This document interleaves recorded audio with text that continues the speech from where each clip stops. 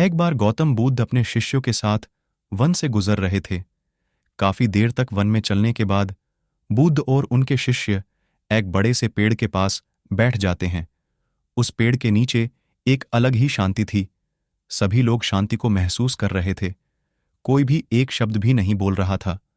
थोड़ी देर बीतने के बाद गौतम बुद्ध का एक शिष्य उठता है और उनसे पूछता है, बुद्ध, मैं आपसे एक प्रश्न पूछना चाहता हूं। पूछो, क्या प्रश्न है तुम्हारा? शिष्य बुद्ध से पूछता है, मैंने आपको कभी भी दुखी नहीं देखा। आपके चेहरे पर हर समय एक अलग सी मुस्कुराहट रहती है, हमें भीतर तक आनंद से भर देती है। आपके चेहरे पर एक अलग चमक है जो हमें दुख से कोसों दूर कर देती है। पर मैं यह जानना चाहता हूं कि मेरे भिक्षु बनने से पहले मेरे जीवन में बहुत सारा दुख था, जिसके कारण मैं भिक्षु बन गया। पर मैं अभी तक नहीं जान पाया हूं कि दुख है क्या। आप मुझे बता सकते हैं कि वास्तव में दुख है क्या? बुद्ध मुस्कुराते हैं और अपने भिक्षु से कहते हैं, दुख एक विचार से ज्यादा कुछ नहीं है। सभी लोग ये सुनकर चौंकते हैं और बुद्ध से पूछते हैं, परंतु बुद्ध, विचार तो आते हैं और चले जाते हैं, पर दुख तो एक बार आता है और जाने का नाम ही नहीं लेता। बुद्ध, मैं तुम्हें एक छोटी सी घटना बताता हूं। एक नगर में एक धनी सेठ रहता था। उसके पास एक वफादार नौकर हुआ करता था। वह सेठ अपने नौकर पर बहुत विश्वास करता था।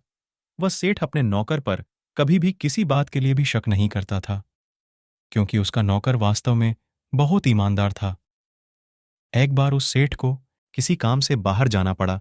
2-3 दिन बाद जब वह सेठ वापस लौटकर आता है तो वह एक कीमती सामान लेकर आता है। वह उस सामान को अपने कमरे में बड़ा सजाकर रख देता है और अपने नौकर से कहता है कि तुम्हें खास तौर पर इस चीज का ध्यान रखना है। ध्यान रहे ये टूटे नहीं। यह चीज मेरी बहुत प्रिय है। नौकर कहता है, मालिक, मैं पूरा ध्यान रखूंगा, आप चिंता ना करें। अगले दिन वह नौकर पूरे घर की सफाई कर रहा होता है। सफाई करते करते वह उस सेठ की कीमती चीज के पास पहुंचता है और उसकी भी सफाई करने लगता है। सफाई करते वक्त वह कीमती चीज नौकर के हाथ से फिसल जाती है और नीचे गिर जाती है। सेठ को जब यह बात पता चलती है, वह तुरंत नौकर के पास आता है और नौकर को बहुत डांटता और धमकाता है। पर न तो वो उस नौकर को काम से निकाल सकता है, ना तो उसे पीट सकता है, क्योंकि वो नौकर उसका काफी पुराना और वफादार नौकर था। इसीलिए सेठ उसे डांटकर छोड़ देता है। लेकिन सेठ अपनी उस कीमती चीज के बारे में सोच सोचकर बहुत दुखी हो जाता है। रात होती है और सेठ अपने कमरे में लौट जाता है। सेठ को नींद नहीं आ रही होती है। वह बहुत बेचैन होता है।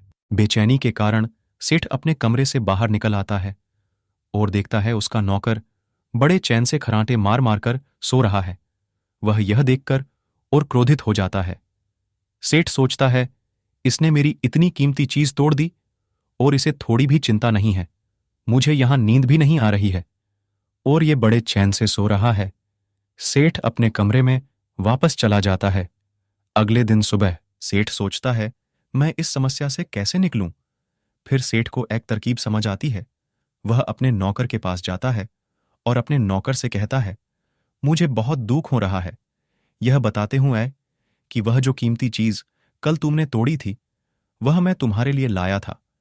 मैं चाहता था कि मैं उसे तुम्हें उपहार में दूं, परंतु अब क्या कर सकते हैं? अब तो वह चीज टूट गई है। सेठ की बात सुनकर नौकर को धक्का लग जाता है। नौकर सोचता है, अरे यह तो बहुत बड़ी गलती हो गई। वह इतनी कीमती और महंगी चीज मेरे लिए थी और वह मेरे से ही टूट गई। फिर क्या? उस नौकर के मन में बेचैनी पैदा हो जाती है। रात होती है और सेठ आराम से सो जाता है और वह नौकर बेचैन रहता है। उसे नींद नहीं आती है। क्यों नींद नहीं आती है?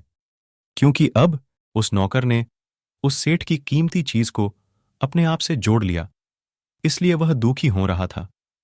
पहले उस नौकर के मन में यह विचार नहीं था कि वह कीमती चीज मेरी है, पर अब उसके मन में यह विचार है कि अगर वह कीमती चीज नहीं टूटती, वह मेरी होती।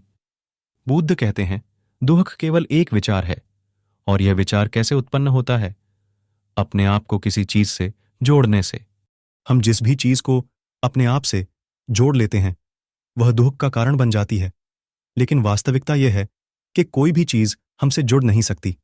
हर चीज आपके पास है, आपकी है, पर कुछ समय के लिए, कुछ समय के बाद वह आपसे दूर हो जाएगी।